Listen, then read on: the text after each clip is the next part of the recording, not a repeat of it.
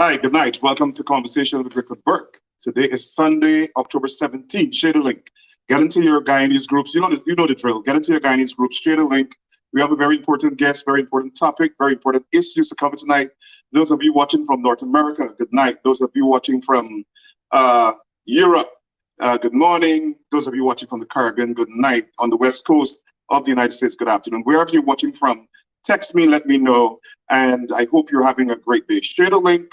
Get into all your Guyanese groups, go on your email, go on your IG, go on all your social media platforms. Share this link, we'll be right back.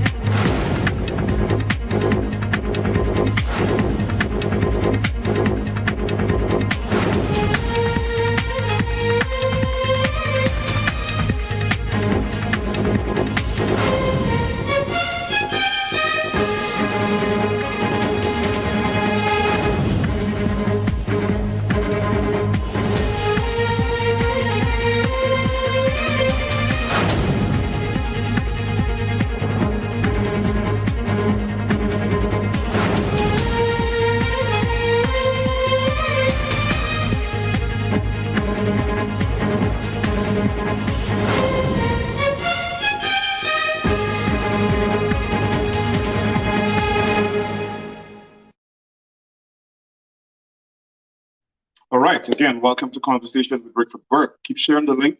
Today we're going to talk with the former chairman of the Police Service Commission, as well as assistant, he's also Assistant Commissioner of Police, Paul SLOWE. Keep sharing this link. As you know, Mr. SLOWE has a very distinguished record in the Guyana Police Force as an Assistant Police Commissioner.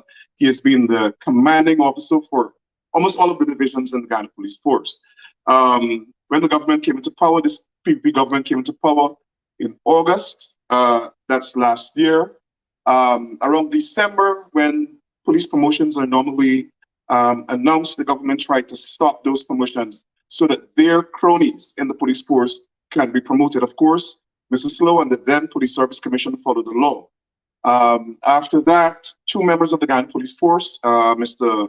Calvin Brutus, who's a senior superintendent, and Mr. Fazet Karim Bash, who's also a senior superintendent, who are facing disciplinary, were facing or are facing disciplinary matters before the Police Service Commission, and who were ineligible to be promoted, sued the commission to try to stop the promotion until their names were added to the promotion list. They wanted to be promoted as Assistant Commissioner of Police.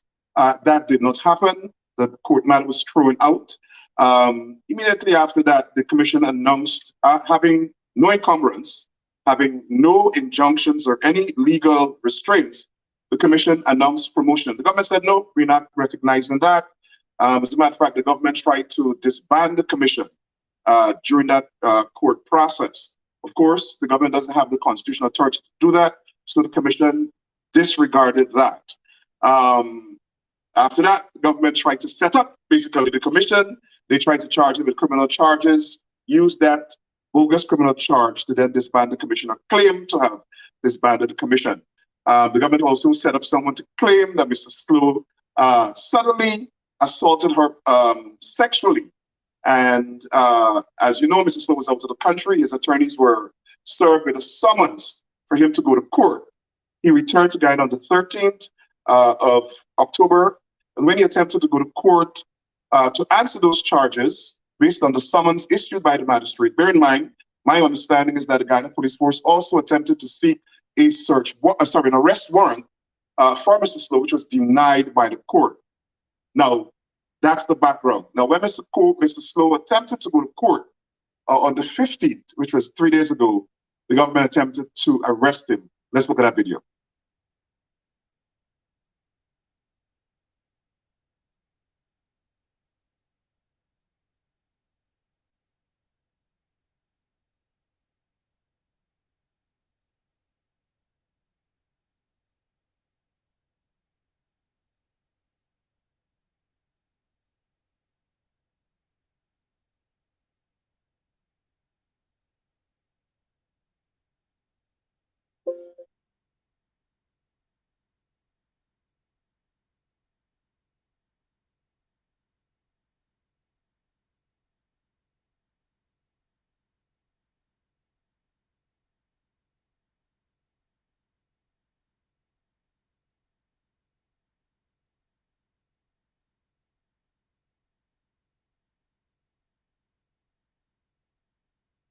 Now, I'm not sure if you're hearing that. I am not hearing it. So let's take a break and we'll see if our technical guys can get this sorted out, and we'll be right back.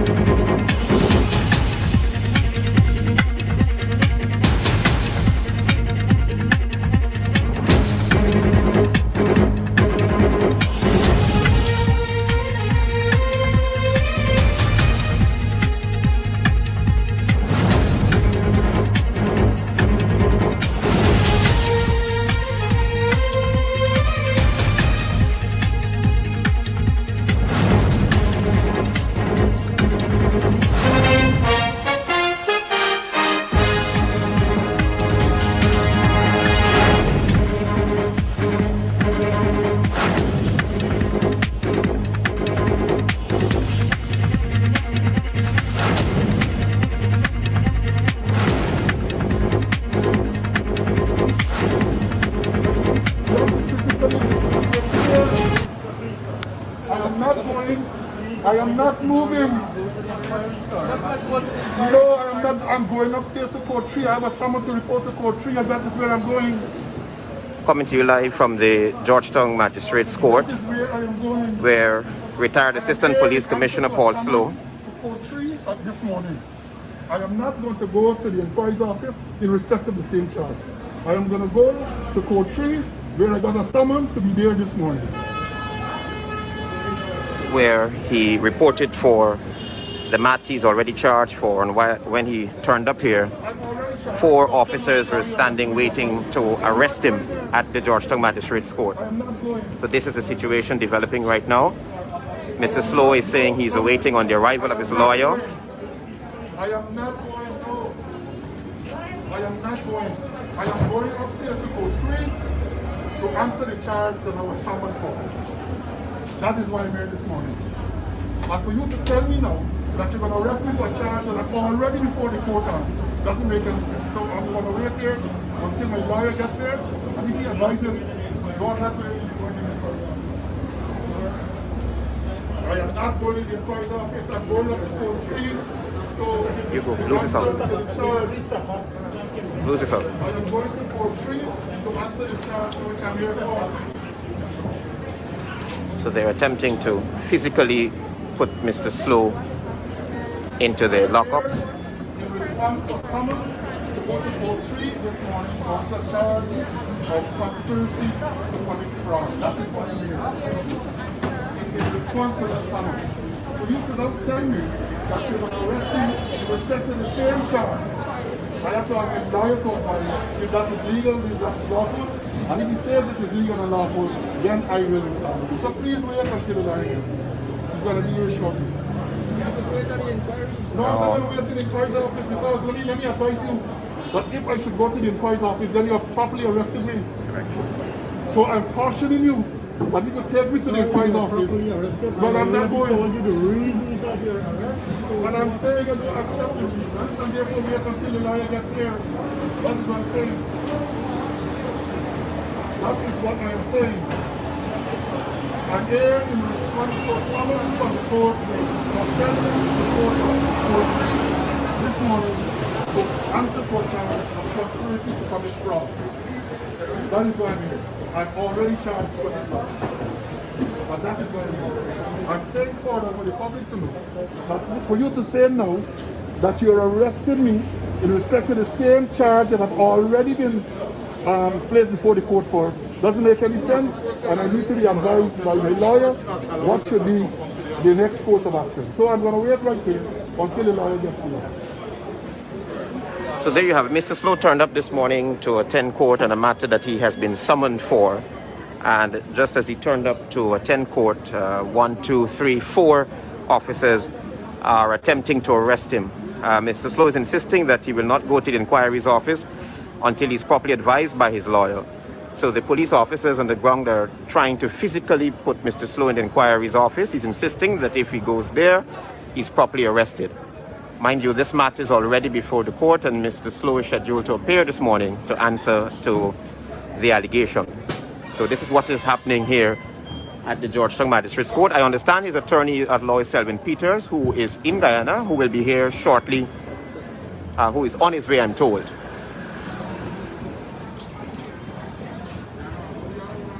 Hey, 2 minutes. Yes, we're coming, officer. We just want...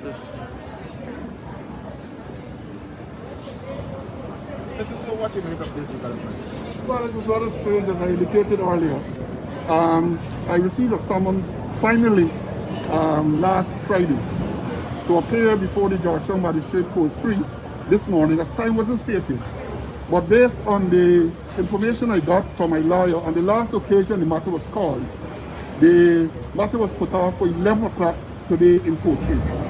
So I came with an intention to appear before the court, as I indicated earlier. Even though I'm charged, there was never questioned, I was never arrested or anything like that.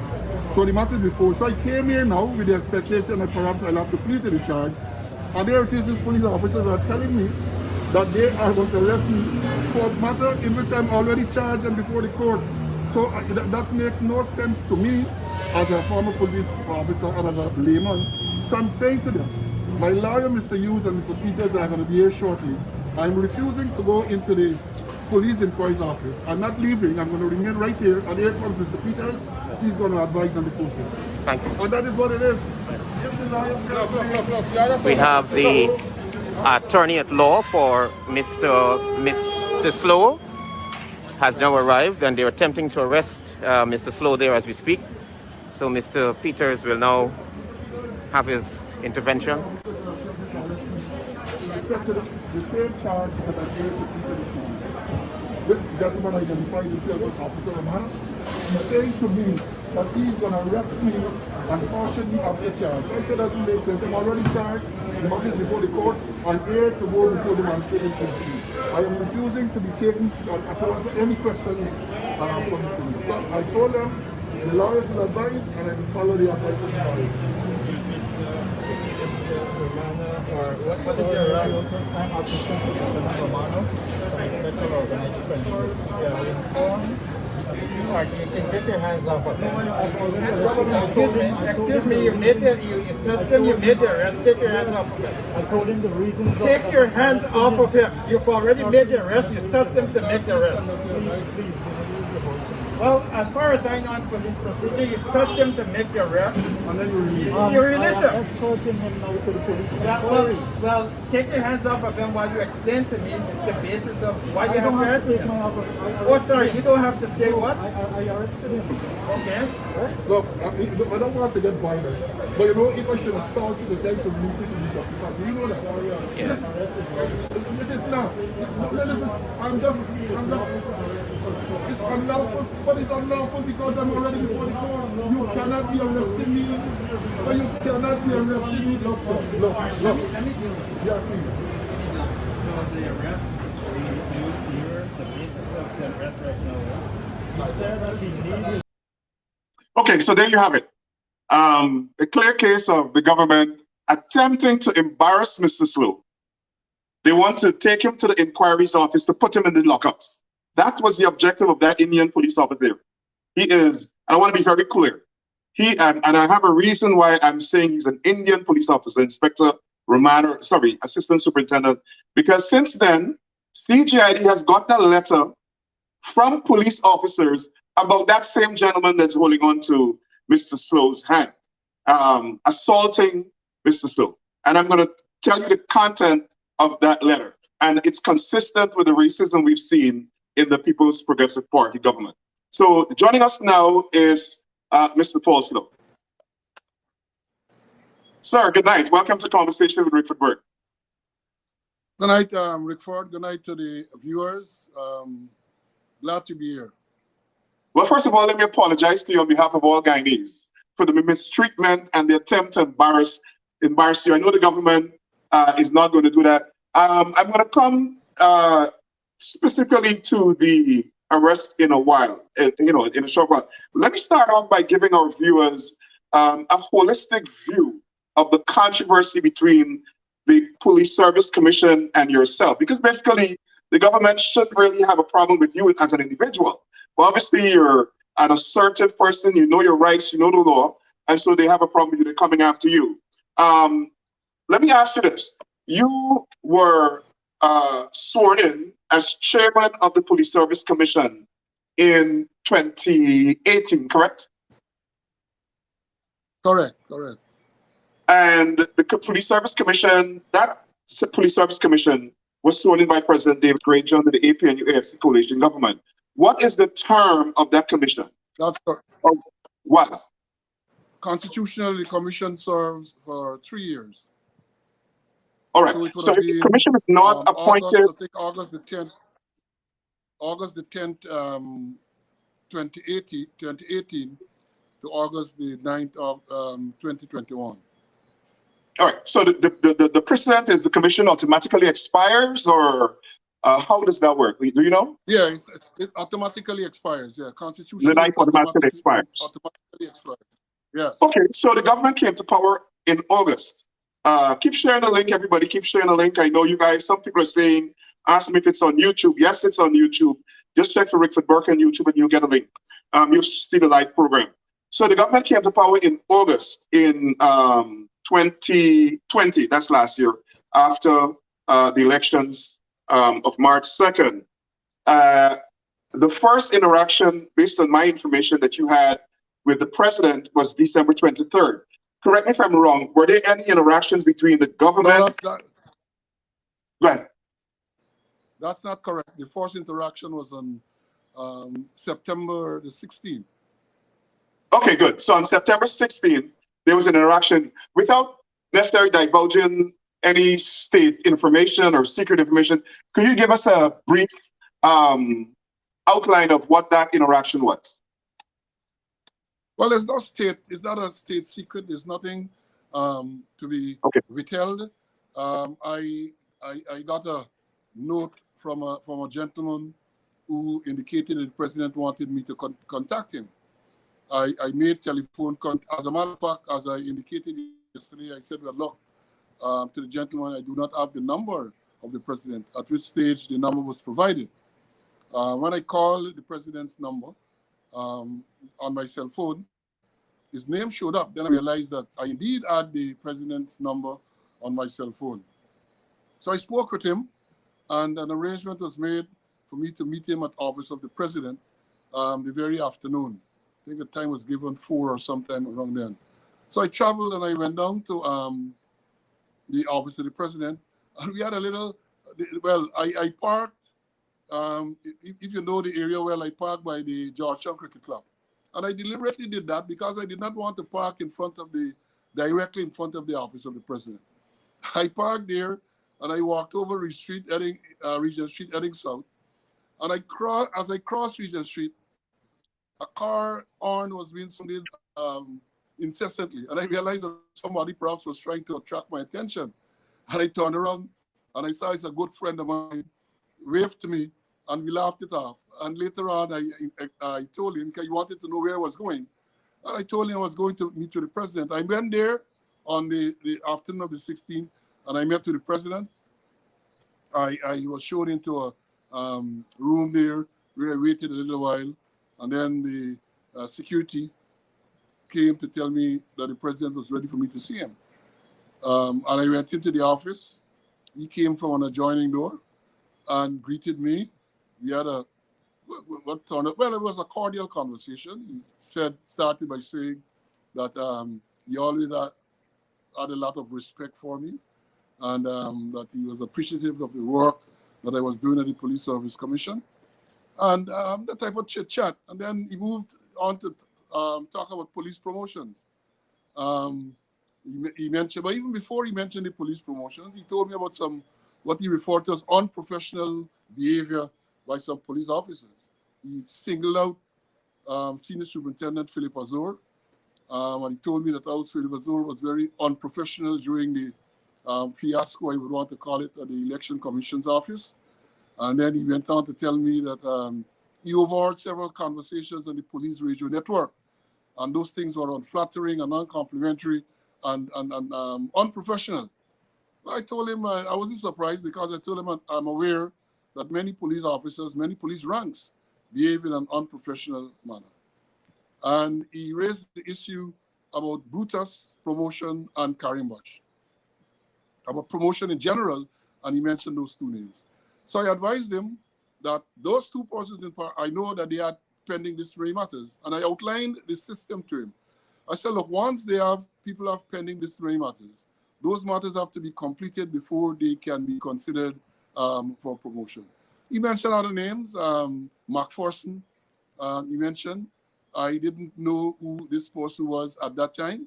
I subsequently discovered that McPherson was a close protection man, bodyguard to the opposition leader.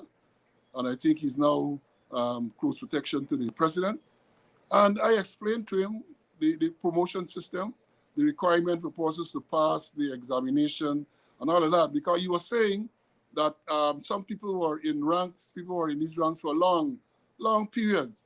So I was telling him that even though I don't know the specific cases that he was referring to, I told him what the system was. They need to pass the appropriate qualifying examination.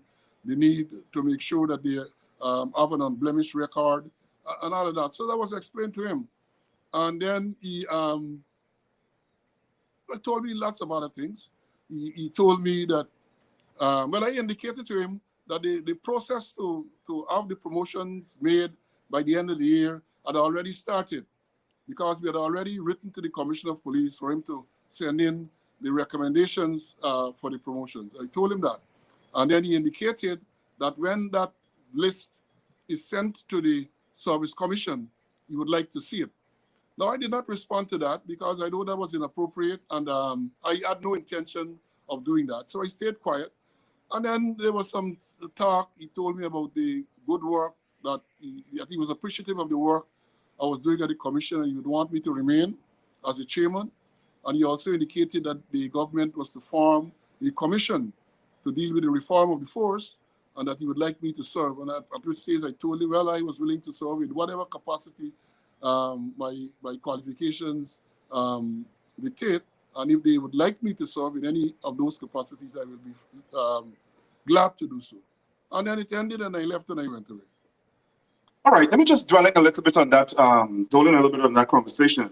I'm pretty sure that you are aware that under Article 226 of the Constitution, it says, save as otherwise provided in the Constitution, in the exercise of its functions, the Commission shall not be subject to the direction and control of any other person or authority. I'm pretty sure as the chairman, you're aware of that. Yeah, I'm fully aware. I was fully aware of that, because there was a case in 2017 where that was reinforced and highlighted. The Attorney General brought a case against the President, Mr. David Granger, at the time when he attempted to instruct the Commission that they should not go ahead with promotions, because there were lots of allegations being made. And the Chief Justice ruled on that matter, indicating quite clearly that according to Article 226, the same article of the Constitution, the same article you just read, that it was inappropriate for that to be done.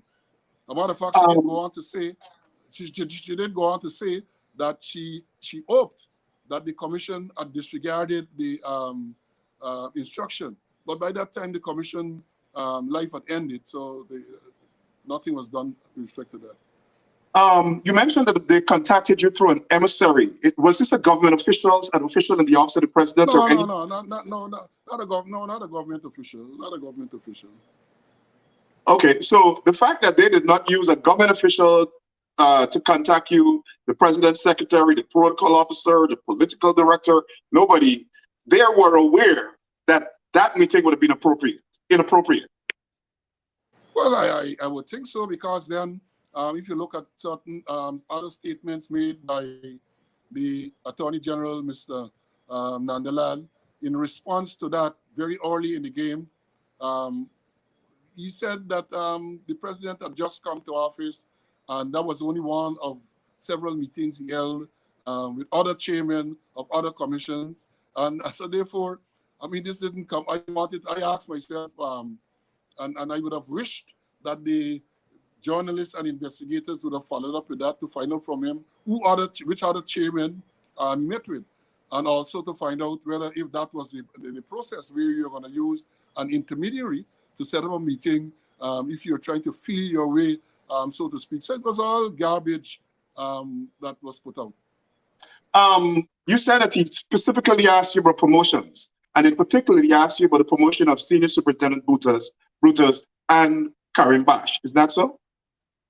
Well, from the nature of the interaction, the whole purpose of the meeting was to deal with what's asked about promotions.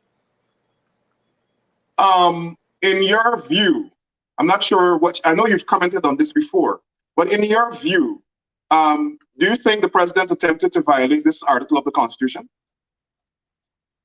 Well, if you look at it, I mean, the lawyers, let me rephrase that. My lawyers said as much. Okay. Okay, so you believe that the government, by virtue of the meeting and the conversation, the president violated this article of the Constitution?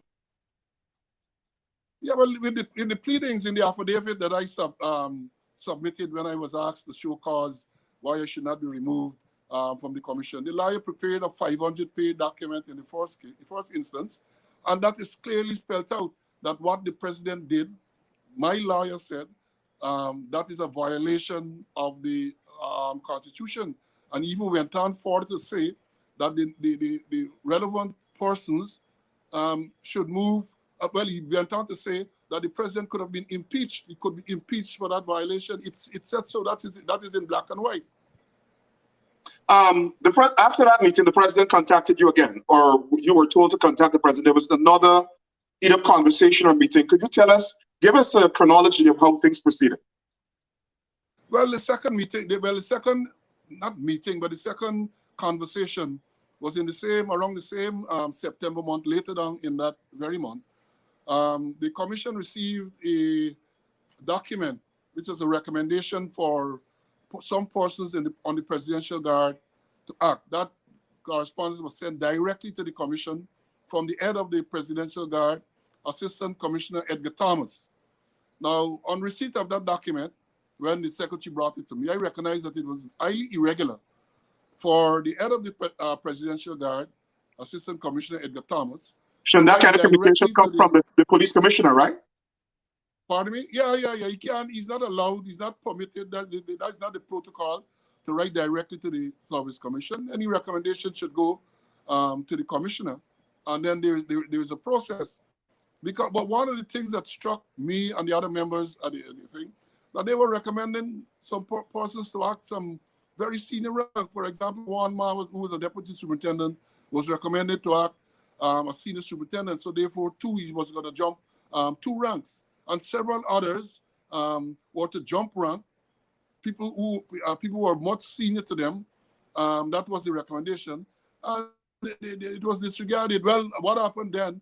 That when we met and we discussed it, I was deputed to, normally the secretary would write letters and so on, but apparently it was felt by the other members that I would have been the most competent person to draft the letter. So I drafted a letter, and which was approved by the other members, and we dispatched that to Mr. Thomas. It was a rebuke. I pointed out to him that he acted inappropriately. I drew to his attention the necessary SOPs and the like. And that was sent to him by the commission. Now, the second conversation I alluded to with the president took place the very day that that document was dispatched. As a matter of fact, I was surprised because by the time I got home, I may have spent some time in town. I think I got home like about 2 to 3 hours after that document was dispatched. And shortly after I reached home, I live 9 miles away from Georgetown. Shortly after I reached home, the president called me directly on my cell phone in respect to the same letter to tell me that I was a little harsh on Thomas, and that he said to me that he is the one who had instructed Thomas to write to the commission about these recommendations for acting appointments. And I told him, I said, look, if that were so, Thomas, as a senior police officer, ought to have advised you that that is not the way the system works, and he should have advised you what is the correct procedure. And then he said, well, you should go lighten him and all that. And that conversation ended. It wasn't a long conversation. It ended. So that was the second interaction. The first, on the 16th of September, was a face-to-face meeting. This one that I referred to was a telephone call from the president directly. And then the other interaction, telephone conversation, again, which was initiated through a third party, took place on the night of December 23rd.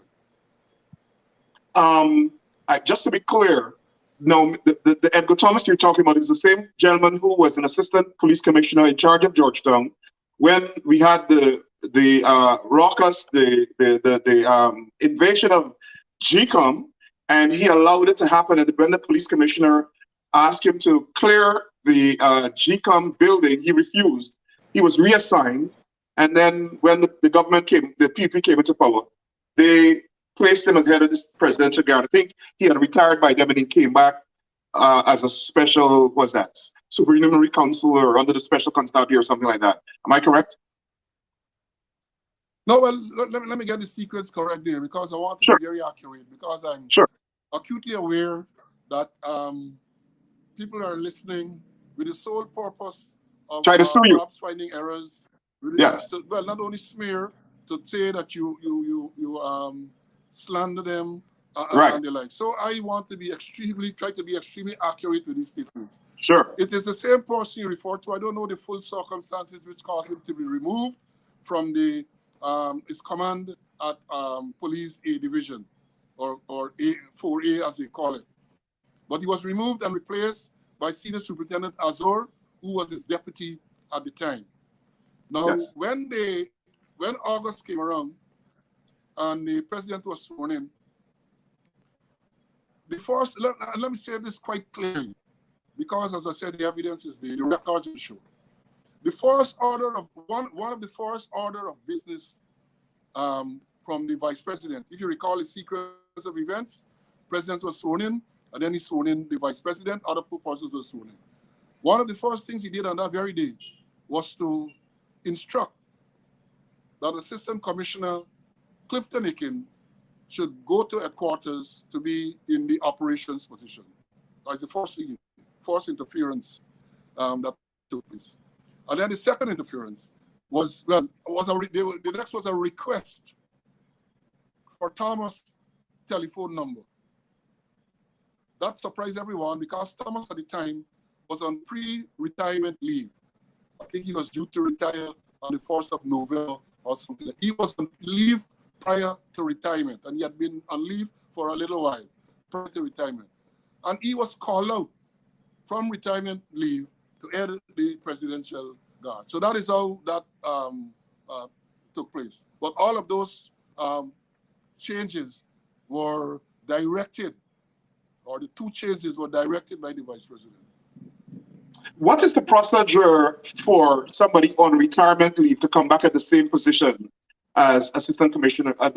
Well, he was an assistant commissioner. He was on for retirement leave. Well, what is the process for that person to return to the force?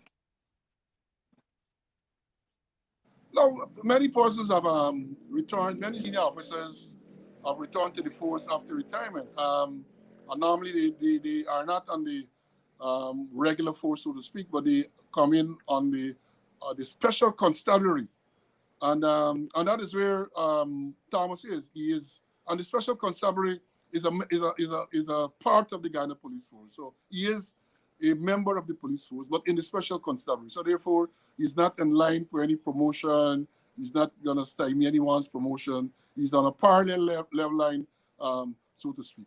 Now, an application was made. He made an application to the administration of the force to return, to be reemployed in the force. And after it did come to the commission, and I think they had recommended that he should return as a superintendent. But then we recognized, when we discussed the matter, we recognized that, look, this man retired as an assistant commissioner. He is returning. They agreed, and we had no objection to that. Because they have lots of precedent. It has happened on numerous occasions before, and we weren't getting personal or vindictive. So we said, look, he should come back. But then we discussed it, and we recommended. No, we not recommended. We decided that he should return at the same rank in which he left because the fact that there was a vacancy in the special constabulary for an assistant commissioner, and he's returning to head the presidential guard. So we decided that he should come back in the same rank as assistant commissioner. So that's how that went. All right, so you didn't act with any bias or anything there. So what happened? No. We're not gonna. Yes, go ahead, please. What happened with regard to the letter that was sent? The commission did not act on it. He was rebuked. What was the police force's view of that letter? Because he violated the chain of command and police protocol. What was the police action? Well, they never did anything. There was never. I sent the commission sent it to the police, because when he was written to, of course, the letter, his rebuke would have been copied to the commissioner, and that died a natural death right there. So the police commissioner never sent back that list for those persons to be promoted.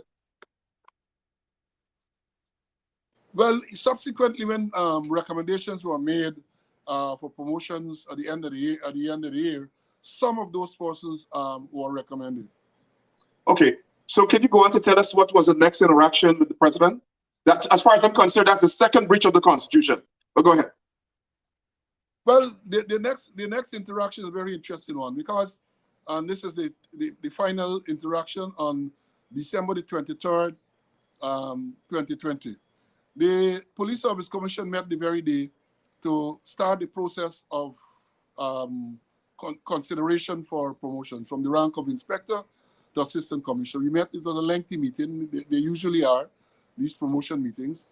And at the end of the day, a promotion shortlist was created. Now, let me explain to the viewers how that works. The police will make recommendations, and as you know, constitutionally, is the Service Commission. It's the Service Commission's responsibility to promote. So when the recommendations are made, we have a process of going through, and that is not a process that started with the commission that I chaired. We perhaps would have acted more diligently, but it's a process that was there from time immemorial. So we went through that list, because again, further, that there are requirements in the police standing order, certain criteria for promotion. So, for example, if a person is a sergeant, before they are promoted to inspector, they have to pass what is called the appropriate qualifying examination. If the person is an inspector and they have to be promoted to the gazetted rank, similarly, they have to pass the appropriate qualifying examination. So one of the first things we will do is to make sure that those persons who are, the names that are submitted and the persons who are going to be shortlisted, pass the promotion qualifying examination where necessary, and then we shortlist that. Then we look to see disciplinary record and all of that, because again, if you have a disciplinary matter pending, if you have a disciplinary conviction within the past 2 years, then you're not eligible for promotion. And we have discovered over the years that I was there, and even before I became a member of the commission, we are aware that the police will make recommendation, the police administration will make recommendation, knowing fully well that some of those people are not eligible, but because of political directions and political pressure, they make the recommendation. So it's a commission to perform the due diligence to make sure that, so at the end of the day, a shortlist was created. And that list was, only a few people was privy to that list, very few. It was a confidential document, and very few of us, I being one of those persons, had access to that shortlist. Now, I got home the night of December 23rd, and again, shortly after I arrived home, I was asked to call the president. And this is again the intermediary who asked me to call the president. This is somebody outside of the government.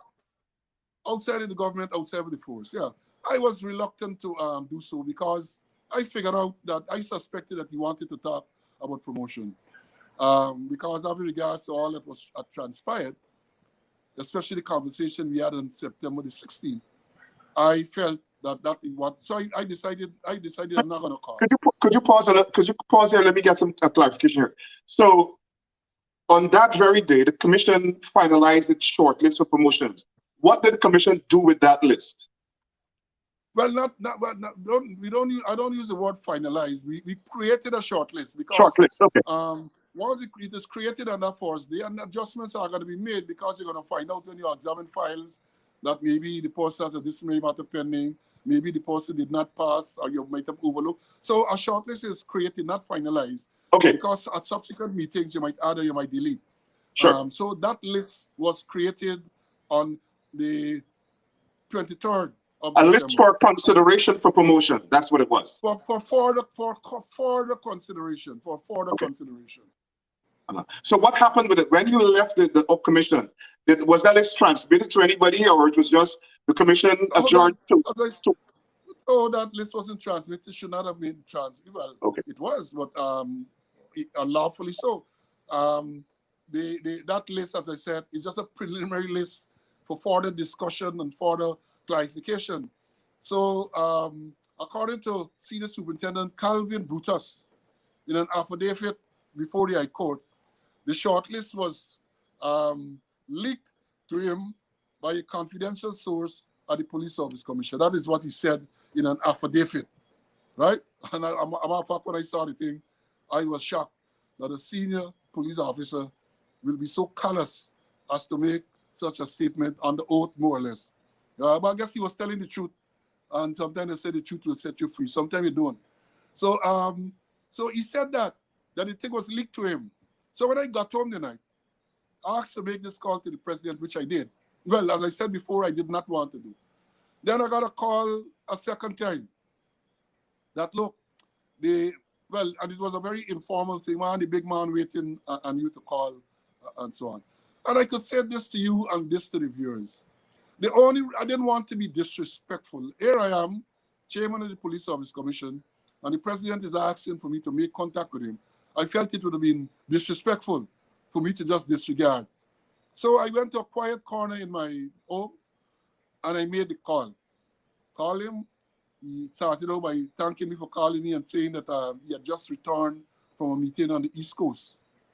And once that opening pleasantries were over, he moved straight into the meat of the matter, so to speak.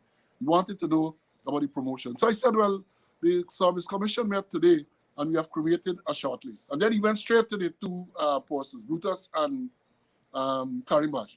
And then I reminded him that both men had disciplinary matters pending and therefore they weren't eligible. And then I pointed out to him that in the case of Karimbash, it is even worse because Karimbash had two disciplinary matters pending before the Service Commission. And he moved to the High Court to challenge those matters, and the decision from the High Court was still pending. So I couldn't see how anyone can expect that Karimbash would have been promoted under those circumstances. This is the man who had two disciplinary matters pending against him. When the matters were to be tried, he moved to the High Court, more or less to get a stay on this disciplinary process. And then people are clamoring or moving for him to be promoted. So I told him, no, that is the thing. And then he went into a rage. He said, look, people using this pending disciplinary matters to deny people promotion. How long? You wanted to know how long matters are going to be pending and all of that. I told him, I said, Mr. President, in this case, I know sometimes the matters run a long time, but in this case, this is not so. Because I am aware and the records will show that in the case of Brutus matter, Brutus is the one who caused the matter, the delay in the matter. And let me explain this. I haven't done so adequately in the past. Let me take this opportunity to explain this. Brutus, a disciplinary proceeding was initiated against Brutus following a report from the administration of the Guyana Police Force. Now, for those people who do not know, the Police Discipline Act, Chapter 1701, specifically Section 5.3 of that act, indicates that before you can initiate any disciplinary proceedings against any rank, from constable right up to, I guess, assistant commissioner, he has to be served with what is called a breach of discipline notice. You have to give him the notice, advising him of this investigation, and give him a right to make any statement if he so desires. That is his right. So we were making sure that it's right. Now, he avoided the service of that document. He avoided. First, he claimed that he was busy with election preparation for the election. He was in Barbados at the time. And then once the elections were over, COVID was the excuse. He couldn't be made available because of COVID. And let me say this, again, the sequence of events. When I told the president on the 16th of September about Brutus's pending disciplinary matters, at that time, the notice was not served on him as yet, so the process could not have commenced properly. The next day, or shortly thereafter, I'm not sure of the next day, but within the next 48 hours, Brutus made himself available for the notice to be served on him. You read, as old people would say, contribute, you pick sense from nonsense. The president so you told the president that on the following day Brutus acted? On the 16th, and a day or two thereafter, and there's a record of that. There's a record of that. A day or two, he turned up. And then the man is so dishonest that he goes to court and argues that this thing was unduly delayed. He argues it was unduly delayed when he is the one who occasioned the undue delay. And there are reports and records on that. This is not Paul Slow trying to get back at it. This is the fact. Those are the facts. I don't mean to interrupt you. We'll come back to the sequence of events. So, yes, go ahead. I want to understand. So Brutus challenged the non-existent promotion list because he claims that somebody leaked something that's not official, doesn't have a seal or a stamp or a letterhead of the commission. On what basis was this matter proceeded on in court? Well, it was a mystery to me because they go to court to claim that it was finalized, and I haven't gotten the full report that the order that the Chief Justice would have made. But she remarked on all of those things in the oral submission in the court. She remarked on those things that there's a clear that she ripped them to shreds, and I'm waiting. I haven't been able to. I've asked the lawyer to get a copy of the order in this matter because she commented on that it is clear that there was no final list and other aspects. She claimed many things were said. Of course, we remember the part when she ruled on June the 28th, and one of the things that stood out is when she said that she found Senior Superintendent Calvin Brutus to be self-serving. The 2 weeks before that, on the 10th, when she called for clarifications in matter, she discovered or she revealed that Brutus wrote to, according to the Chief Justice, I'm quoting here, his rivals, unquote, to tell them that they were being investigated. She questioned the lawyer, Brutus's lawyer, Mr. Satram, I think is his name.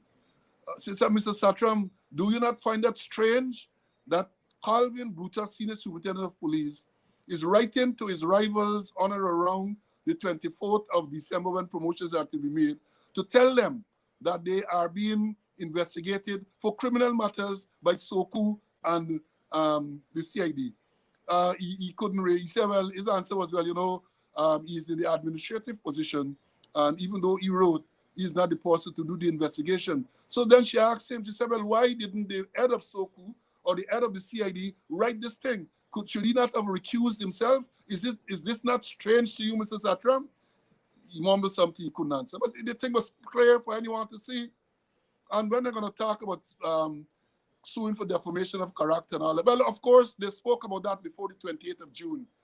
I suspect that once they saw what the Chief Justice wrote and heard what the Chief Justice said, they might be reconsidering. But I have said to them, and I'm saying again publicly, bring it on. Bring it on. Bring it on. I am just surprised that this matter was not dismissed even when it was filed, because you can only proceed with a lawsuit if there is something to sue about. And if there's nothing to sue about. Rickford, our argument was, my contention was, no promotion had been made. Right. And to challenge a promotion list that has not been made official, it was mind-boggling, because one would have expected, and I told the Attorney General that, because if you recall, when the Attorney General, Mr. Nandalal Force, went to court, he told the judge that he would intervene for the parties to compromise. He said, look bad, and for them to compromise.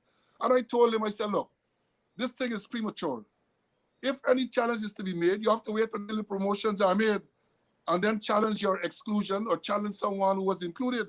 But they were preemptory. They just go and decided before the list was even finalized and released to challenge. So this thing was doomed to fail from the beginning, and they knew that. And we'll come to that later. They knew that. We'll come to that later. Let me so as our so that our viewers could understand what's going on, and you don't have to comment on this. This is just for the viewers' information. The disciplinary action that was before the commission with regard to Calvin Brutus, senior superintendent says that and this is a document I received from the Guyana Police Force, but someone in the Guyana Police Force, not officially from the force. The same way Brutus received the document from the commission, I received this one here from the police force. And it says that Mr. Brutus was on leave at the time of the general elections. That leave was disrupted, and he was called out to perform duties with regard to the elections to ensure the peace of the country. And after the elections, he was instructed to return on leave, to return his vacation, to proceed back on his vacation. He refused. He told the police that he's not going on vacation. He wants to accumulate all his vacations so he could go and complete his legal certificate education in Trinidad. So he was instructing the force that he's not going to carry out a lawful order. And that's why this disciplinary action was commenced against him. But I want to, I don't want you to comment on that. Go ahead. No, well, Rickford, I will make some comments, because sure, first of all, to clarification, first of all, the election that you referred to wasn't the general election. There would have been local government election. I think. Oh, local government elections. Right, in 2018. And sorry, yes, I said local government elections. Yes. He's not only defied the instruction of the commissioner, but also the Ministry of Home Affairs, because they wrote to tell him that he should proceed on his leave. And he well, there's a lot of weakness in the old system, because as I know it, you have to you apply for your leave, and then a decision is made by the administration to send you. And if it is that you want deferral, it's not automatic. You have to seek deferral of your leave. And in this case, it was not, the discipline wasn't the fact that he did not proceed on the leave, but then he sought the intervention of a parliamentarian and a minister of government. He wrote directly to them to seek intervention, and that is a violation of the Police Discipline Act.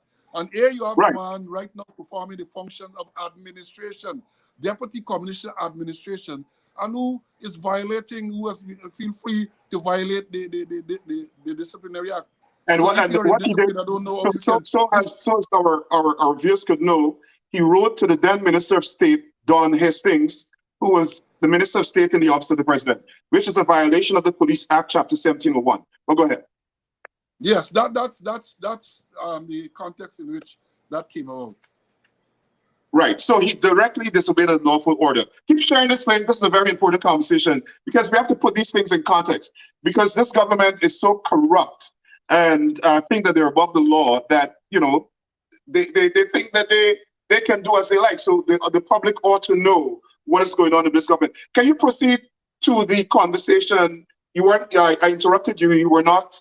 You didn't complete the narration with regard to that final call in December, from when you were asked to call the president. Well, as I said, I had already finished that, because he spoke about the promotions. Right, I had already finished that. But the next significant event following December the 23rd, the night of December the 23rd, the very next day, and again, let me remind us all that the next day would have been Christmas Eve day. So the conversation took place on the 23rd of December, and on the next day, Christmas Eve day, Minister of Home Affairs, Robeson Ben, communicated with Mr. Nigel Appy, that is the person carrying out the functions of the Commissioner of Police, instructing him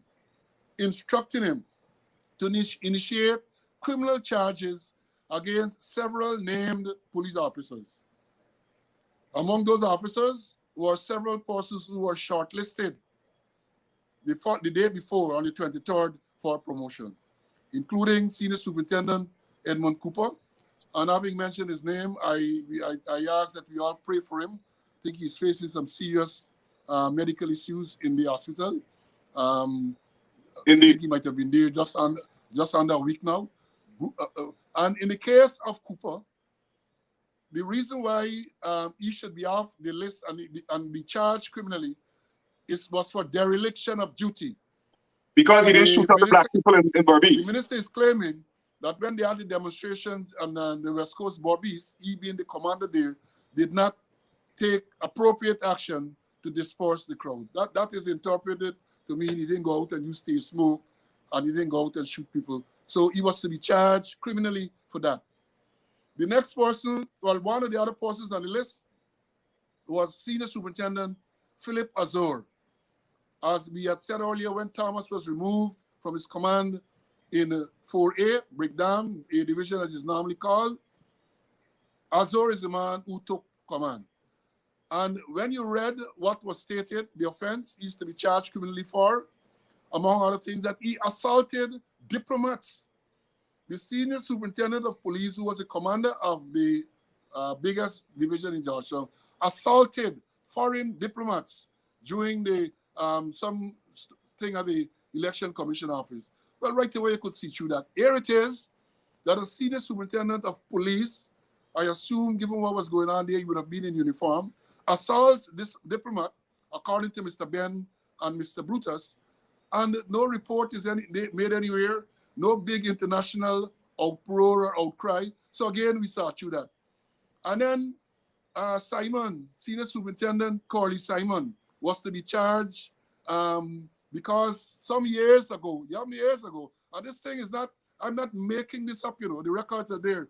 Well, I'm going to read it. I have the letter. But let me, before you proceed, I want to establish something.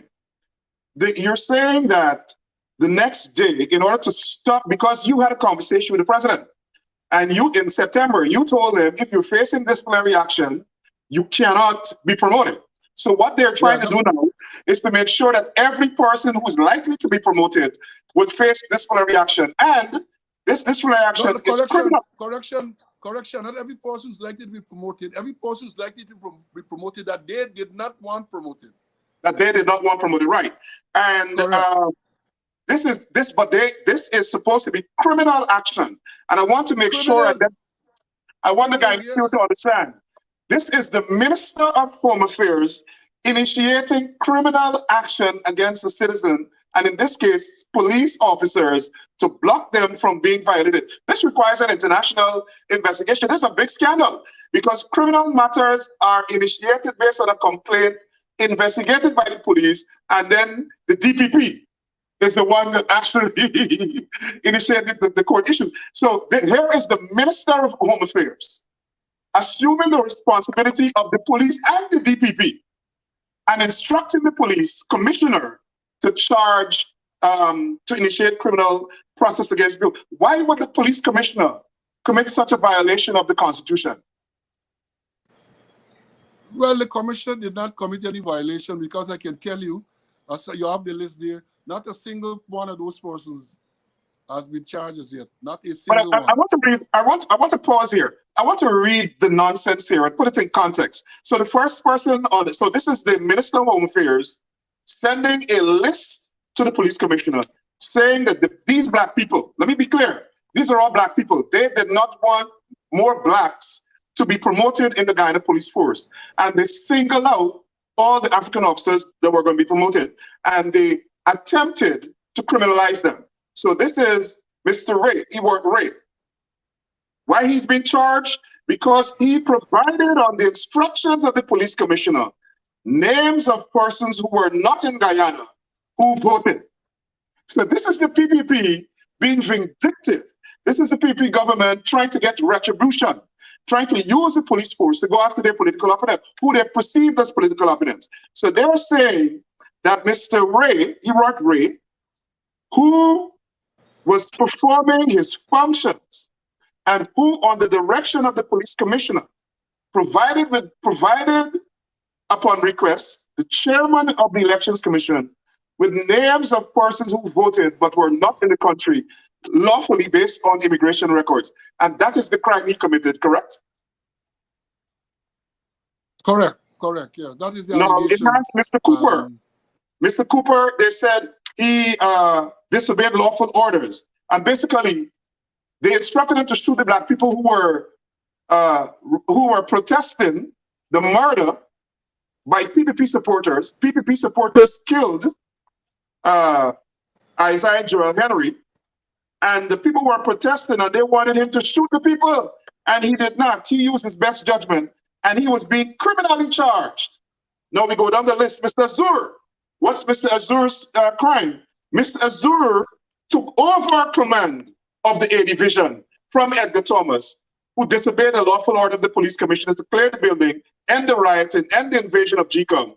And so the commissioner moved Mr. Edgar Thomas, and so Mr. Philip Azur, who was his 2IC, as they say in the police force, my dad was a police officer, he took over the command, and they said that he personally led the police riot units and assaulted diplomats, candidates for the elections, and staff, evicting them from the building. This was a riot. People were rioting. PPP, current members of parliament, then members of parliament, were rioting in GCOM. They had gunmen in there. We've seen people in the videos with guns, and the people cleared the building to restore order, and he's being charged criminally. Going down the list, Simon, you notice when he was at the narcotics branch at the Criminal Investigation Department, he was removed due to allegations of corrupt transactions. This is since 2 years ago. Coming down the list, Mr. Michael Kingston, some rigmarole story from way back. Miss Marcel Washington, she allegedly, she was the senior superintendent, the most senior woman in the police force. They're saying here that there was some issue with the Auditor General report, and they're charging her.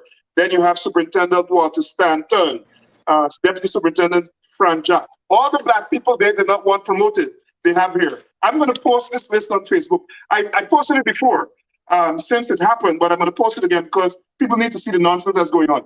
You want to comment on this before we go on to the next topic? Not really, but just suffice to say that it was clear, as you pointed out, that the generation of that list was for the sole purpose of preventing those persons from being promoted. And again, I urge the viewers to look and consider the timeline.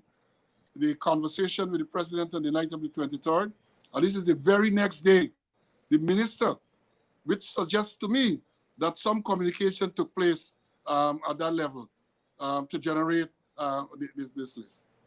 So you know, I am charged with conspiracy. I am charged with conspiracy, and based on what has been revealed, it is clear that there was some conspiracy there. Conspiracy between the president, the minister, and Brutus and all the others. Now, I'm saying that. You're not saying that. Let me say it. Now, I must tell you, you have 36,000 people watching you live, Mr. Slow. So the Guyanese people are interested in this in this story. Now, when this matter was communicated to the police commissioner, did the commissioner send it on to you? Because disciplinary matters are based on the Constitution, Article 112 of the Constitution. Disciplinary matters are supposed to be initiated by the commission. Isn't that so? Well, again, remember, you said this wasn't disciplinary matters. These are criminal matters. Criminal charges. Right. It's just they recommend, well, what the instruction, not recommendation, the instruction from the minister was that criminal charges should be brought against those persons. Right. So the commission would have had the commission would have had nothing to do with that until charges were initiated, and then we will have to interdict them from duty. Okay. To your knowledge, were any of these people actually charged or or interdicted from duty? Well, I know that none of them was interdicted. The commission did not interdict any person in respect to those allegations made there. And of course, no interdiction can take place now. So and that brings an interesting question. That brings an interesting question. Again, this thing is a whole mess. The question about the, and this is a little side, but I want to give people the understanding. There's no commission. The commission is the constitutional body to interdict. So therefore, the officer who was recently caught with a whole set of drugs and remanded to prison, I think he's still a police. Well, he's in prison, so he can't be serving. But there's no arrangement constitutionally for him to be interdicted. So that is the next, the talk. You would say there's a hell of a hobble out there. Right. And I know that also they fabricated charges against Senior Superintendent Marcia Washington, rather, and some other members of the force. Now, after this letter was sent to police force, and the matter went before the Chief Justice because Calvin Brutus filed an injunction. I know that you said that that matter was later dismissed, but what transpired during that period of time? Because I'm aware that for this particular matter, the Attorney General initially appeared on behalf of the Commission. Now, I'm a little perplexed because I know the Attorney General would have appeared for the police department. I could be wrong, but normally that's the mandate of the Attorney General. And the Police Service Commission is an arm of the state. So that's, again, the mandate of the Attorney General. So you had the Attorney General's office representing the police, representing the Police Service Commission, and the government in communication and coordinating with Calvin Brutus, who is the plaintiff. What is going on here? Well, there's a ruling from the Caribbean Court of Justice that the Attorney General's chamber cannot represent constitutional bodies. Right. Notwithstanding that, the Attorney General decided more or less to he was going to represent the issue. So you have a situation, if you recall, in this the matter where the Attorney General made those made the statement on NCN. He said in the statement, I have it here, and I'm going to put it on social media in a day or two. Well, it's there. The video is there. I don't know if they pull it down as yet, but it's there where he's there making all of those statements. He said that he won the case for the commission. The Attorney General, Mr. Anil Nandalal, claimed in that program that he won the case for the Police Service Commission.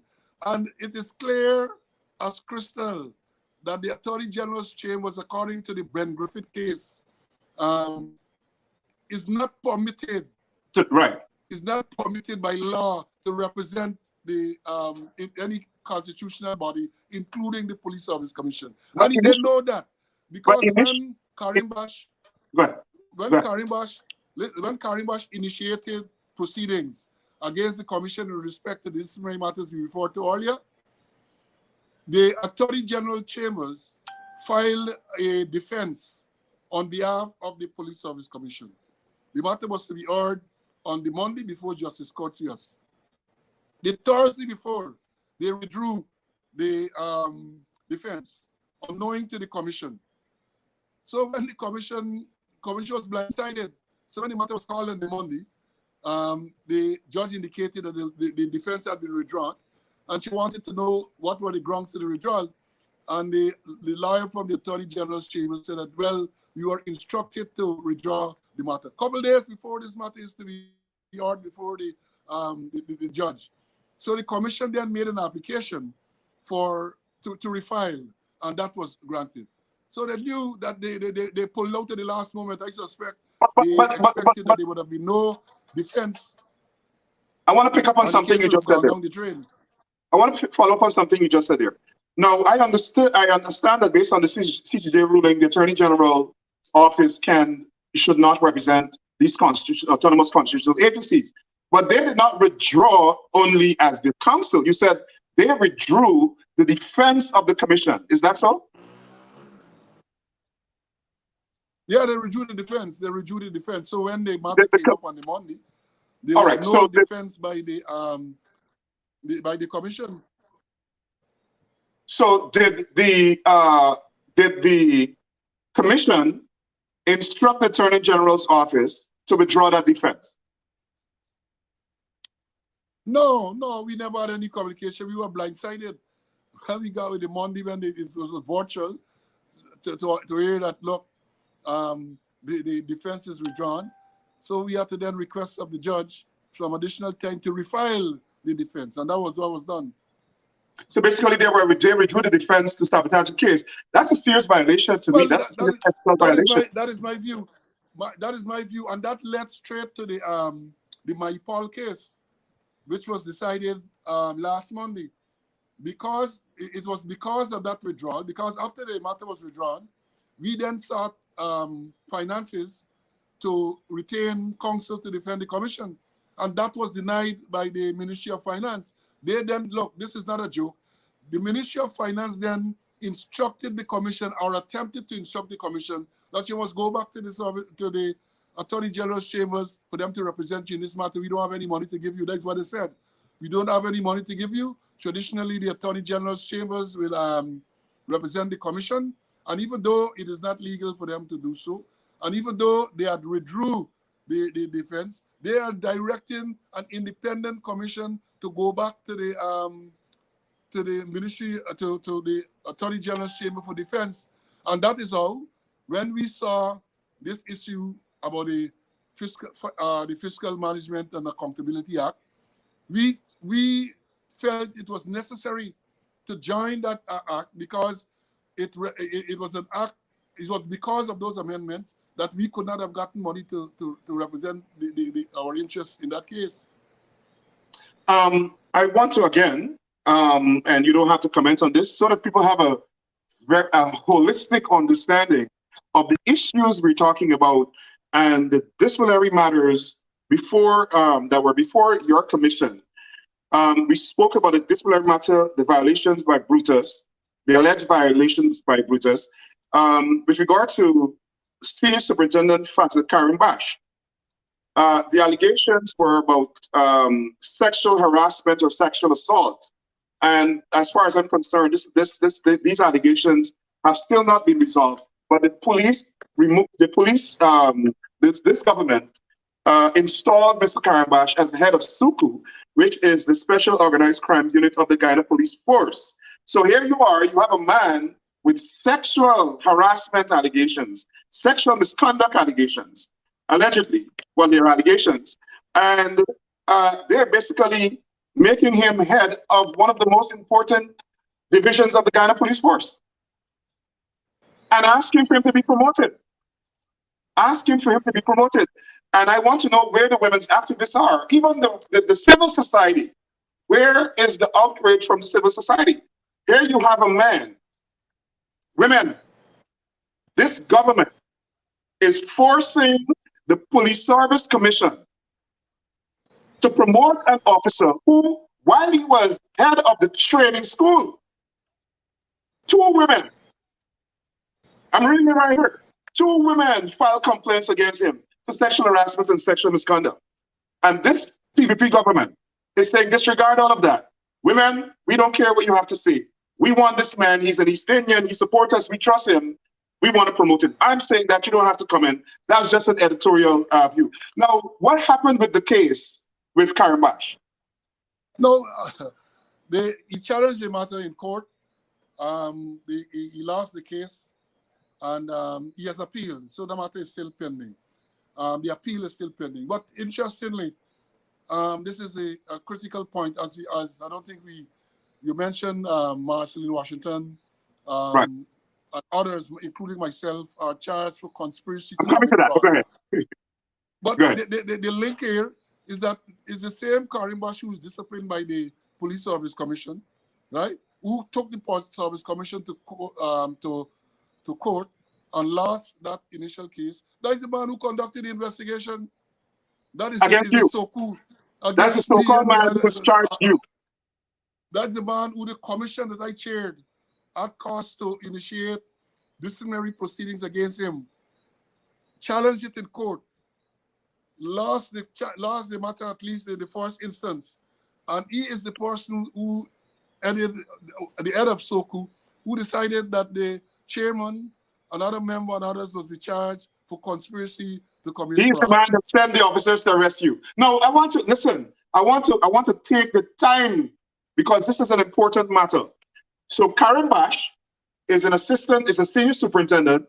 He was facing disciplinary matters for sexual misconduct for when he was head of the training school. 2 women filed sexual harassment complaints against him.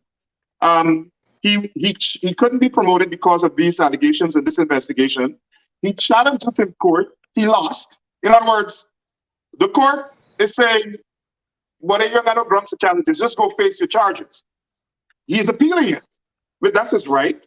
But this is the same man who's now charging you with false allegations of sexual harassment, the same man who's conducting an investigation against you, and the same man who sent 4 police officers to arrest you, correct? Yeah, well, yes. Well, I understand my information that he is the person, but he got support from other senior ones to come and to say they're going to arrest me. Well, he's the head of SLOWE. He has to bear responsibility. He's the head of SLOWE. Well, yes, yeah. Well, no, I'm making the point because even though he's the head of SLOWE is a branch of the Guyana Police Force, right. Which therefore should come under the Commissioner of Police. The man who's sitting there as operations should have some control over that department as well. So these people, look, this thing is so ridiculous. But so I'm looking at, before we go on, I'm looking at the mandate of SLOWE. SLOWE was created or SLOWE, however you pronounce it, was created to investigate specific special organized crime in relation to this government assets and government. Hold on. How is SLOWE investigating you? And are you part of some organized crime organization? Like they said that you're part of a conspiracy to defraud the government of $10,056,000. So before we go to those charges, those fake charges against you, can you tell us, after this matter, Brutus challenged this so-called list, the short list. It was before the court threw it out. Tell us the sequence of events that led to the current lawsuit now, which is challenging the government's, a lawsuit to compel the government to effectuate the mandate to promote officers from the Police Service Commission. Oh, well, as we alluded to earlier, on the 31st of December, just before the promotion was to be finalized, the Brutus Chu's lawyer, Mr. Satram, went to the High Court and filed what is called a fixed date application. The application was heard, and we were advised that even though the Chief Justice said she did not grant an injunction, she indicated that the status quo should remain. But I was then advised by lawyers that that is just semantics, because whether you say you're issuing an injunction, the fact that the status quo had to remain, it had the same effect of an injunction. You could not have gone ahead and made the promotions. So we have to wait. But then again, we face with the Constitution, which says nobody could interfere in the work of the Commission. But go ahead. Well, we had to postpone that process and await the outcome. Now, it is clear that the government then knew, or at least had every reason to suspect, that they would have lost the case.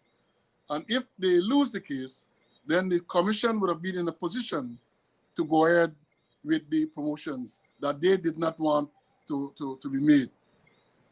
So what they did, the charge came up, myself and Conway, and there's a whole story by itself. I have all the details, how it came up and all of that.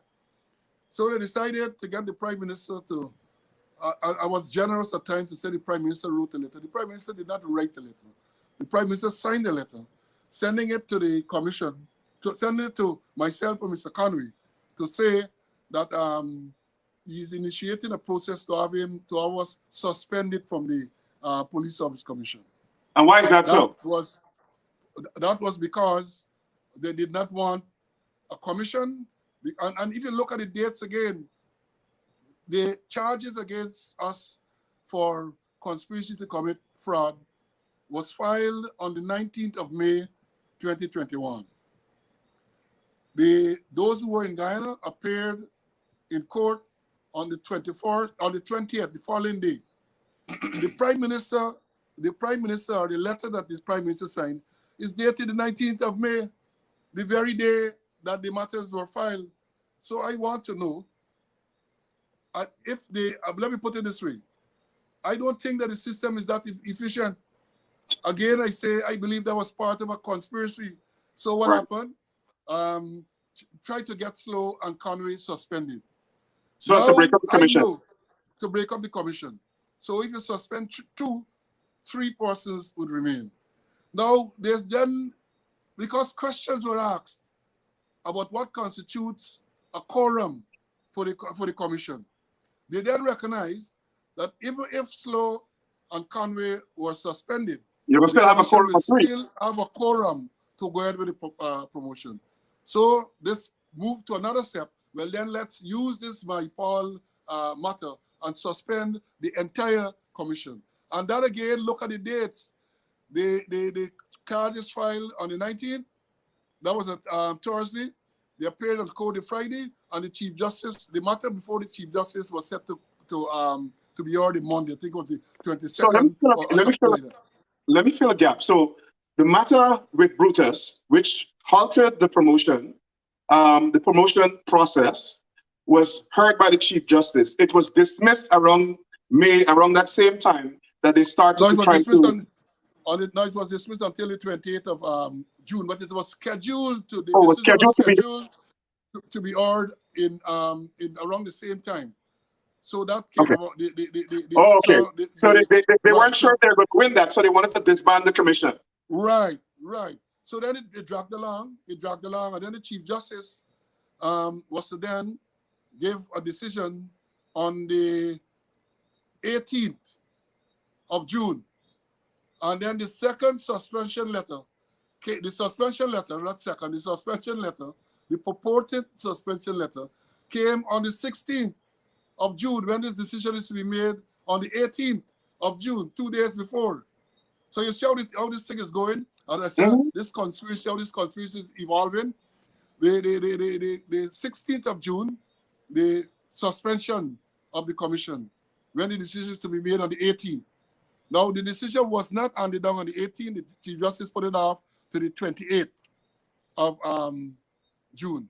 And that is when she ruled that she found Brutus to be self-serving, and she dismissed all the applications, and immediately the promotions were made. What I should have mentioned is that from the time the letter of suspension was sent to us, our lawyer, Mr. Selden Peters, wrote to the president to point out to him that the attempt to suspend is unconstitutional. He drew to his attention the steps that the Constitution dictates that should be taken, and those steps were not followed. For example, the Constitution says that such a move, you have to get the Judicial Service Commission to put together, recommend names of persons to form a tribunal to investigate. And it is the tribunal, having investigated, has to make the recommendation to the president in regard to suspension. Is it the tribunal? Not this thing where they tell you that the prime minister initiates a process, and then the president has to go to the Judicial Service Commission, which is non-existent, and then the Judicial Service Commission identifies persons. The Constitution says what standing they should have, judges, former judges in the Commonwealth, and then once they are identified, and that is the commission is put together, the Judicial Service the tribunal is put together after recommendations from the Judicial Service Commission. They are the ones is the tribunal has to make this recommendation to the president for the suspension. So that is before the court. So the promotions were made, and then we know the Attorney General went on state television to say that they were not recognizing that. He called me and the others, we are anarchists. I'm a Bajan. He went on to say that people like us have no place in a society ruled by the rule of law. All of those things are there. His own words. I am not making this thing up. His own words are there. So I want to button up this. So the anticipated ruling of the hearing of the matter was in May. They anticipated losing, so they started to make plans to disband the commission. In the meantime, they filed trumped up charges against you and some other members of the commission. I'll come to that. In the meantime, the government took a bill to Parliament to take away the budgetary or the autonomy of constitutional agencies such as yourself. I remember Parliament decided to challenge that in court, and all the commissions, as far as I'm concerned, or some of the commissions, including yours, joined that lawsuit. And the government is using the fact that you guys joined that lawsuit to challenge their illegal actions, which the court has now said was illegal. They're using that to suspend the Constitution. Is that so? To suspend the commission, but suspend the commission. This part is not only the Police Service Commission joined in that matter. The Teaching Service Commission, the Public Service Commission. My investigation shows that when the attempt was made to disband the Police Service Commission, the life of the Teaching Service Commission had expired. So you couldn't disband that because that had expired. But the Public Service Commission was still active, and no attempt was made at all to suspend the Public Service Commission. Only the Police Service Commission. So there is more evidence that the intention was to deal with the Police Service Commission because of this promotion issue. It is clear. So good. So the case was dismissed. It was ruled in June. Case dismissed. You guys disregarded their attempt to disband the commission and said you didn't recognize their authority. It was a legal action, and you guys announced a promotion. The government said they will not effectuate those promotions, so those people are in limbo. That matter is currently before the court. Let's go to the charges. Now, the government charged you and some other members of a committee, and it was the police commissioner, then police commissioner, Mr. Leslie James, who assembled a committee to review the standing orders of the police force. So he gave you all a commission. Go review the standing orders and make representations to the police force. And I guess there might have been some funds involved for your guys' expense and all of that. Explain, and that is what the government is charging you with: conspiracy to commit fraud. But they're not charging Mr. Leslie James, who is the commissioner, who commissioned the committee to do the review. Could you explain to the viewers this matter? Well, there is more to it than that, but it would be inappropriate for me to explain and pronounce on that because that matter is before the court. Before the court, correct. It's sub judice, and it would not be appropriate for me to comment on it. But you summarize it fairly well. Good. So, and then in addition to that, the government came up with some mystical charge saying that during these meetings, you sexually assaulted some woman. Did you ever actually, by the way, a police officer, you're a real bad John, Mr. Slow. You allegedly assaulted a police officer. You don't have to explain anything here, but did you assault anybody? No, I did not assault anybody. And the charge was read to me, and many people have been calling, and they're using the charge sexual assault. But what was read to me in court on Friday is that the allegation is that I took my hand and rubbed the young lady's leg on 3 consecutive meeting days without our permission. So this is in the meeting. The meeting is going on with how many people are in the room? Yes, in the meeting. So, and again, that matter is before the court, and I'm not going to comment on it, but I will get my day. I'm looking forward to my day in court. How many people were in the room in that meeting?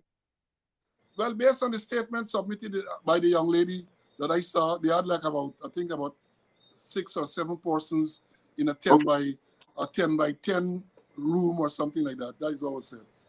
And you allegedly, and she's a police officer, and you allegedly assaulted her 3 times on 3 different occasions in this same meeting. And what year was that? 2019. I think it was May 2019. And she's a police officer. Let me say this. I think I can say this part, because when the charge was read to me on Friday, I think the magistrate saw the date and perhaps felt that there might have been a mistake on the date. So she asked the prosecutor if there was a mistake, why this matter took so long. He said, well, he doesn't have the file, so he could not say, but he said these matters sometimes will take some time to investigate.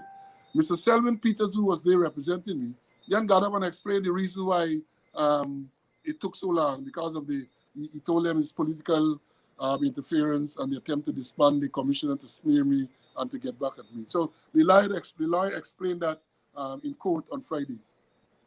Now, let's come forward. So you were out of the country, you were out of the jurisdiction. This matter was placed before the court. They asked the court, as far as my understanding from my sources, they asked the court for an arrest warrant. The court denied that.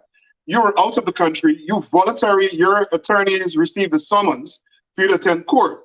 You voluntarily returned to Guyana on the 13th of this month of October. I could be wrong, but you correct me if I'm wrong. And you passed the airport, immigration. You drove all the way to your home. The 14th, nobody contacted you. The 15th, you're going to court.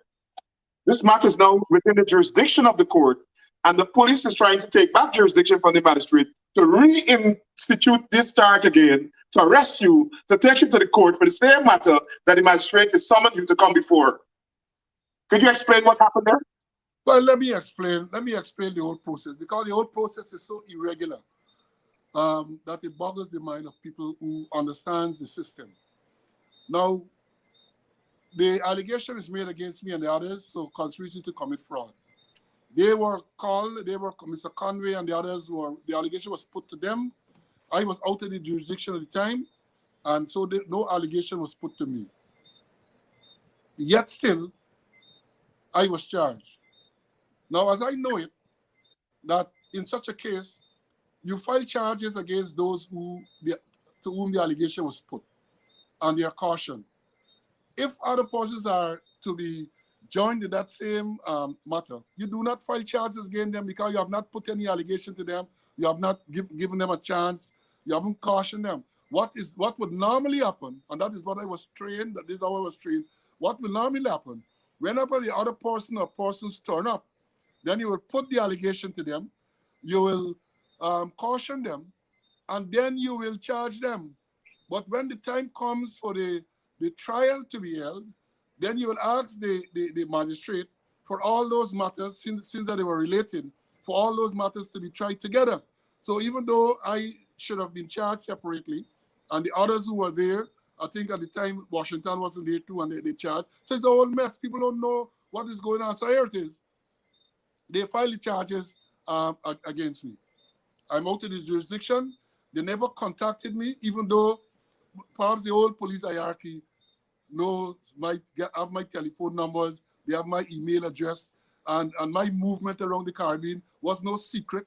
I work with Cricket West Indies, however there's cricket, I am there all over the place. And sometimes people call me to see me on TV. I can't hide, because I'm not going backtrack to these countries. So I am there. Now, I was working in Antigua a few weeks ago when Mr. Nigel Hughes, who was representing, made contact, just wanted the code day, and asked me if I was contacted by, I said, no, I'm still not contacted. And then he indicated to me that the reason why he was asking is because the prosecutor from Soku had made an application to the magistrate for a warrant to be issued for my arrest, because I had not attended court. So, but then he made representation, of course, that I was never contacted. I am not on bail, so there are no grounds for me to For a warrant to be issued. For a warrant to be issued. And the marshal agreed. So no warrant was issued. He then asked me, he said he wants to know my time frame of work. So I told him, I said, look, because the last match was to be played on the 19th of October. And because of flight arrangement, they couldn't get the flight until the 21st. So I told him, I said, look, I am due to complete and fly out of Antigua on the 21st. Anytime thereafter, I can make myself available. He got back to me and he said the matter is fixed for the 15th of October at 11 o'clock. I said, all right, good. Almost the same time or a couple of days after, I pulled out the computer, I went online and I booked a flight to come to Guyana. I booked the flight almost immediately. I booked the flight. The flight departed JFK because I was in New York on the 12th at just after 11 o'clock. I arrived in Guyana on the morning of the 15th of October, that's Wednesday morning, with the sole purpose. The only reason I am back in Guyana now is to attend court, no other reason. And if I had not if I was not required to, I would not have come. What I omitted is that last Friday, that's not the Friday with the case, the Friday before, someone went to Mr. Nigel Hughes' office and they sent it to me to say that I'm required to attend Georgetown Magistrate Code 3. No timing was put, but based on the previous adjournment, I know I have to be there for 11 o'clock. And in respect to this charge, the charge is laid out, conspiracy to commit fraud, blah, blah, blah. The person who who applied for the summon is Assistant Superintendent Ramana from the Special Organized Crime Unit. So I came in, as I said, I came home, I went downtown the very day, Wednesday, I was around doing business. I was out for like about 5 months, so I had a lot of stuff to do.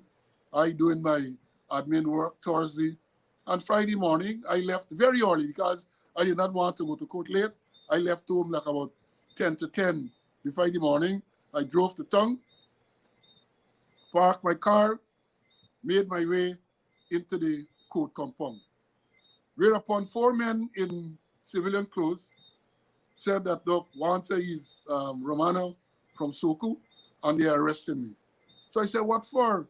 He said he arrested me for the charge of conspiracy to commit fraud. Well, I realized then that is the same matter that I had presented myself to the court to answer. So I said, well, sir, at that stage, you don't have any grounds to arrest me. I'm here, I have a warrant, I have a summons to come to court, and I am coming to court. You can't be arresting me for a matter that is already before the court. And then these people are jokes, huh? The man tell me that he can arrest me because they want to now read the caution after charge. I have never heard anything so ridiculous in my 36 years of the police and after. The judge's rules stipulate when a caution after charge is to be read to a accused or a person. And it has to be when the person is charged at the police station immediately. Once he's charged, then you put the caution in case he wants to say anything after he's charged. Not when the matter is already filed and before the court, and the boy come with a little piece of paper, he trying to read. So I said, well, look, this doesn't make any sense. Then they alarmed to me. They arrested me, and I must go into the inquiry's office. So I'm not going. You have no grounds to arrest me. You cannot be arresting me on a charge. The attempt, well, in effect, I was arrested because they alarmed me and restrained me from moving. And if you know the definition for arrest, they took away my liberty. They took away my liberty because even though I was protesting and say that you can't arrest me, they held on. 2 of them held on to me, and I could not move. So therefore, I was arrested. They didn't get to take me into the inquiries and all of that, but I was arrested. They were actually trying to put you into the lockup, right? I think that was the objective. Well, that was the objective, because I understand that when they did not get to do that, they were upbraided strongly by Ikin, Assistant Commissioner. I think I understand he pulled them over the coals because his instructions since back in May, Since back in May, he made a statement to the investigating ranks telling them that when allegations are made that persons of the type that was made against me, they are to be put in the lockup. So even though he did not tell them to put me in the lockup, he told them that once that type of allegation is made, the person must be locked up. That's what he told them. So I wonder what he would say when he goes into the lockup after he leaves office very shortly and there's an investigation. But you don't have to comment about that. Go ahead. Well,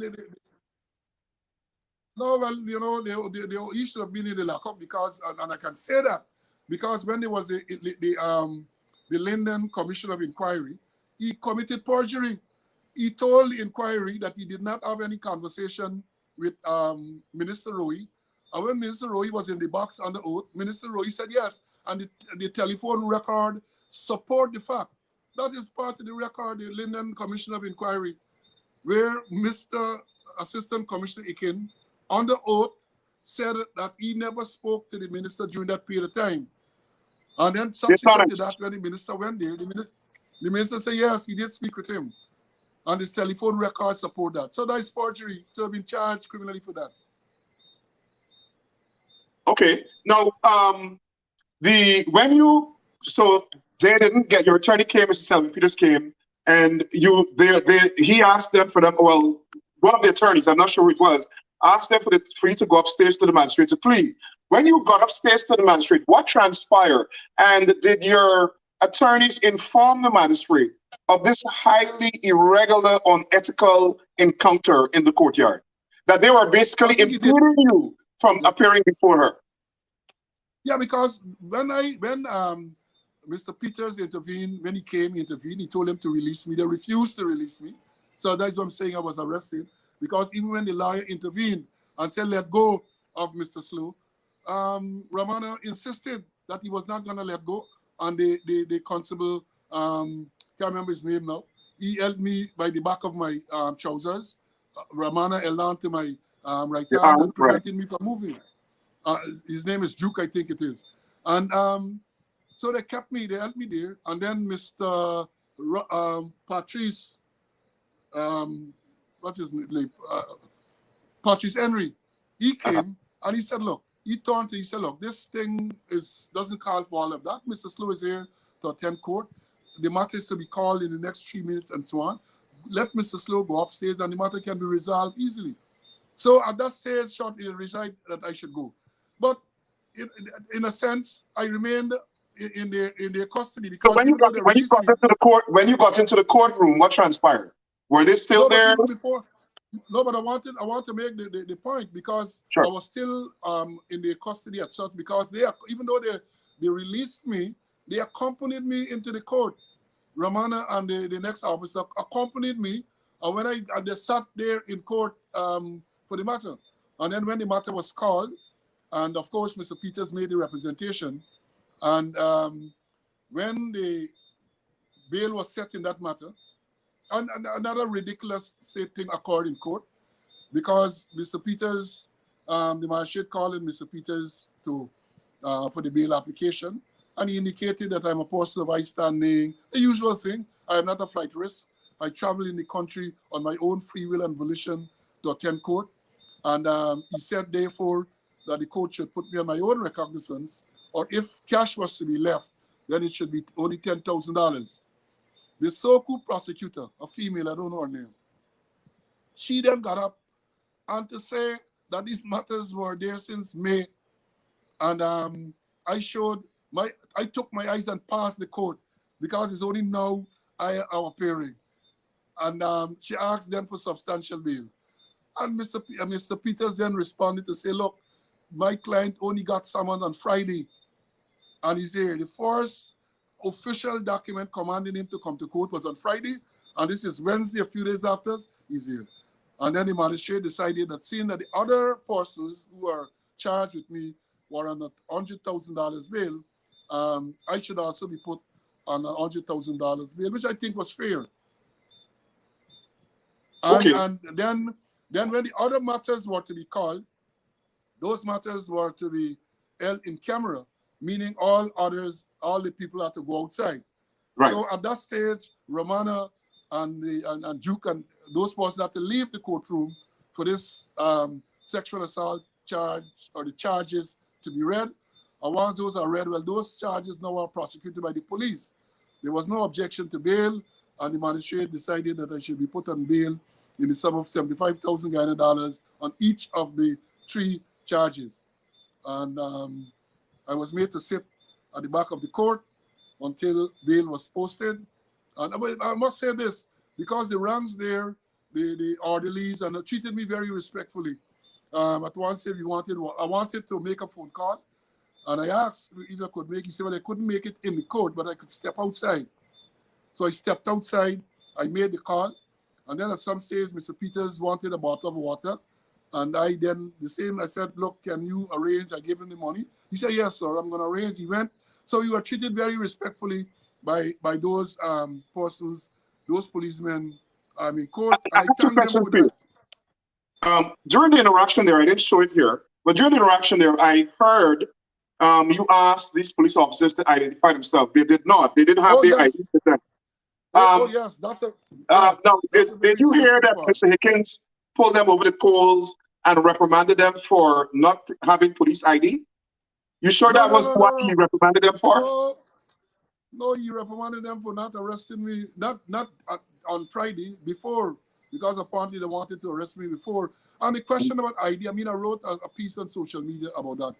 Again, it's so unprofessional. You have 4 men standing. Let's put it this way. They went to the court for the sole purpose of arresting me. That's the only reason. Of embarrassing you. Of embarrassing you. Well, no, I remember that. I cannot be embarrassed by them. So that was the sole purpose. And they are in civilian clothes, as is expected of persons from that unit. Right. They have on masks. They have on masks, as is expected in this time of the pandemic. And the officer said to me, so I said, well, look, you're telling me that you're Romana. Where is your identification? And this is, the officer tells me, well, I know him. And I don't know him. Honestly, I don't. I can't pick him out on the road. I could not have. I may be able to do so now because I've seen photographs of him. But at the time, I could not have. But that is what he's telling me. And then he's here the ridiculous statement he's going to be making. The question he's going to be asked. Do you think I would come into the courtyard to impersonate a police officer? I said, that is not the point. The point is that if you are going to arrest someone, you are, from the time you told me that you're a Romana, you should present me with your police identification card. The police officer from Soku, they're not to send one of the junior ranks to his car to bring the identification. He has it in his car, not on his person, and he's attempting to effect an arrest. How unprofessional these people are. Go ahead. So since this incident and Mr. Romana has become so popular or famous or infamous, I've received 2 emails from members of the police force saying Mr. Romana, they're not surprised at the way he treated you because he's demonstrated contempt for African Guyanese, and he's known to have made racist remarks about Afro-Guyanese to members of the force, and the police force leadership is aware of that. You don't have to comment, but you can if you want. No, I don't. I did not hear that. But I know that since he was posted to Soku, and again, this is one of the impositions because he was sent there post August the 2nd.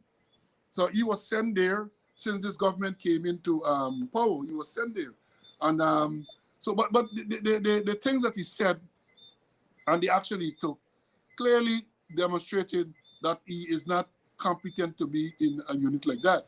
And I have seen his work. Well, the work purported to be written by him. I saw a particular report some stage a time ago that he signed, and I'm going to bet all my earthly possessions that he did not write the report. Right? So they're getting people to write reports for them and send people in Michael Street. Say, well, I don't know where it's written. But somebody just texts the reports are coming from Michael Street. But I could tell you, I know. It is. Look, let me say this. The report that I'm referring to, I have been a police commander. My first command was in 1992, the TSU. 92, no, not 92, 91 at the TSU. And then I went to West Demerara in 93 and I took command there. I had command of Barbies, I had command of Georgetown, I had command of the Presidential Guard, I had command of traffic, I was traffic chief on 2 occasions. And so therefore I saw lots and lots of reports. I never saw a report until that one, where a police rank is quoting case laws, a case law from India in this case, to support charges against a police officer. I think I saw that report as well. So that's why I'm saying without any fear of contradiction that he did not write that report. That's why somebody he is incapable. He is incapable of writing such a report.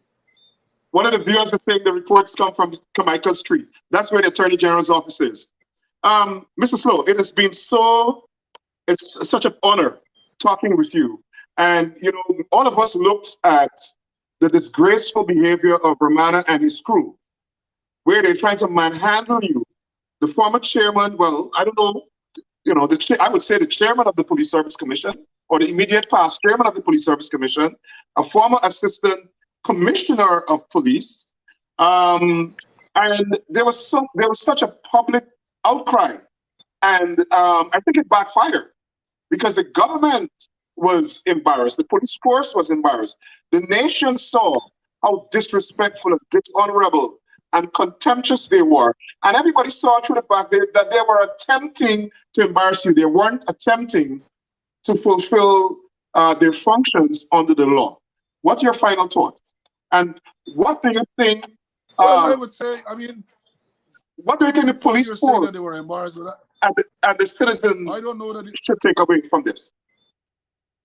No, but you're saying that they were embarrassed. I'm not sure they were embarrassed because the police attempted to write through the corporate communications unit and to put out a release seeking to justify the action of the police. So obviously, I don't think when you read, I responded to it on social media. It's there for any and everyone to see.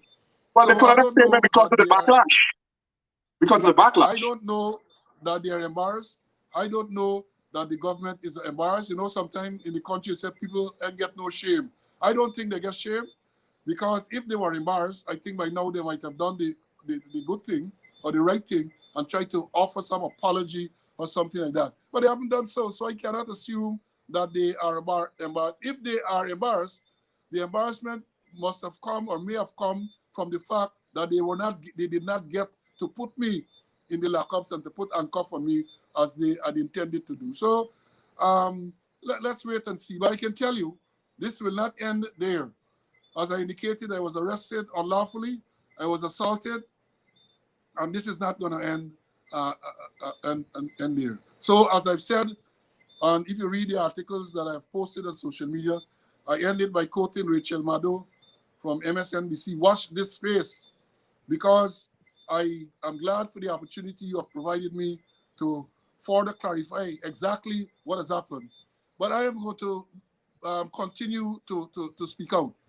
I am going to continue to speak out, and I am going to make sure that I don't have to be invited by anyone to speak out. I am going to initiate my own action to speak out against all the corrupt, dishonest, unprofessional people you have in the police force and elsewhere. So as I say, watch this space. Finally, okay, so I'm just getting a message here. Someone is saying, tell Mr. SLOWE he has to watch his back. These people are evil. Yeah, well, I am trying to be careful, and I'm always a careful person. As I indicated in the statement that I wrote in respect to the Attorney General's attack on me, I am fearful. But let me say this, my training does not allow me to have this fear that paralyzes you, because that is a danger in itself. You know, some people get scared and they're paralyzed to move. They're like they caught like a deer in the headlights. Well, I can manage the fear and the emotions, and I'm going to do so to the best of my ability. Because, as I've said, I indicated to people, I am prepared to defend my character, my integrity that they are trying to besmirch. I am fully aware that I can be bench copped. That is, for those people who don't know, bench cop was put in jail for 5 years or more for treason. I am prepared to be crummy winged. Crummy winged was shot, drive-by shooting. I am prepared to be waddled. And the point is that I put my trust and faith in the big man up there. I haven't done anything wrong. I will continue to speak out and to defend my name and my character. And if, I thought in Rasta now, if Jah decrees or if Jah decides that that's the way you have to cash out, that's the way you have to cash out. But having said that, let me caution everybody. Let me say, I am not suicidal. I am not suicidal. So therefore, I'm not going to go in the road and stand up for Chuck to hit me down. And therefore, if you're here tomorrow or someday, I'm arrested and placed in a lockup and hang myself, is not suicide. So let me understand this thing clearly. I want to let the world know that Paul SLOWE is not suicidal. Paul SLOWE is not going to stand up in the middle of the road or drive into any truck. I'm a careful driver. I will be even more careful now, right? Even yesterday, I was in Georgetown and a friend offered me a beer. And I said, no, sir, I'm not drinking any alcoholic beverage, period, not even one beer. Because the next thing you know, police going to pull me over and then the machine going to go haywire and to say that I am under the influence of alcohol. No, I'll tell you, sorry, I didn't even want a beer. I'm going to drink a little water. And I don't want to eat or drink from anybody. No, no. Those who know me well know that I'm a very good cook. I'm a chef. I like cook. I can cook well. And I will cherish the opportunity to cook my own food. Matter of fact, today I spent the whole day today. I didn't even want any, with COVID and all of that, I don't even want anyone come to me in my home. I'm here isolated. Today I did a lot of chores, clean up the bedroom, mop out, sweep out. The wife has asked me to clean up. So that's what I'm doing. I'm making myself busy. Good. I don't want interaction with these, with a lot of people.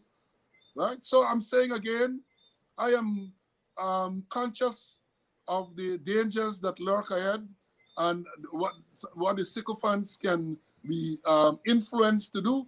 And I'm going to take every care and every caution. So I'm glad for the warning by people, but I'm going to be as careful and as cautious as I can be. Thank you. Thank you. And like I said, we have over 38,000 people viewing this show.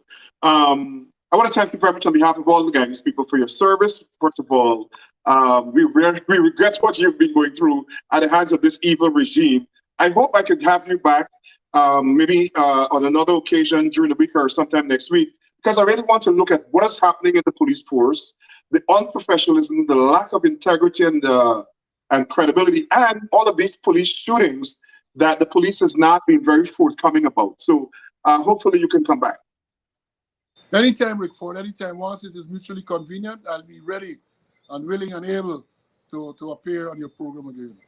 Sure. Thanks a lot. Good night to our viewers and good night to you. Best of luck. Be safe.